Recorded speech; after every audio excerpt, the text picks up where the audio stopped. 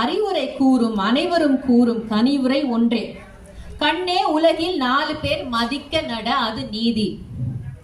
யார் அந்த 4 பேர்? ஏன் பர்டிகுலரா 4 பேர்னு சொல்றோம்? ஏன் 6 பேர் இல்ல? ஏன் 60 பேர் இல்ல? ஏன் 4 பேர்னு சொல்றோம்?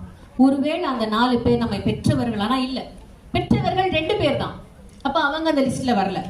அப்ப நம்முடைய ஆசிரியர்களா? ஆசிரியர்கள் 4 பேருங்கிற லிஸ்ட்ல அடங்காது. அவர்கள் நிறைய பேர் இருப்பாங்க. அப்ப ஆசிரியரும் இல்லை. கட்டிய மனைவியா? ஒரு மனைவியை வச்சுட்டு குடும்பம் நடத்துறதே கஷ்டம். இதுல 4 மனைவினா என்ன பாடுபடுறதாக? மனைவியும் கிடையாது. அப்ப இந்த 4 பேருங்கிறவங்க உங்க வாழ்க்கையில மாறிக்கிட்டே இருப்பாங்க. அவர்களை பற்றி கவலைப்படாதீர்கள். நீங்கள் மதிக்க வேண்டிய 4 பேர் யாரு?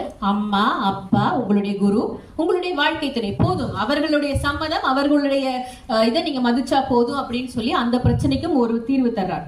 இதே கருத்தை தான் அருணோதயம் திரைப்படத்துல ஒரு பாடல் எழுதுறார். உலகம் 1000 சொல்லட்டுமே, உனக்கு நீதான் நீதிபதி. மனிதன் எதையோ பேசட்டுமே, மனசை பார்த்துக்க நல்லபடி, உன் மனசை பார்த்துக்க நல்லபடி.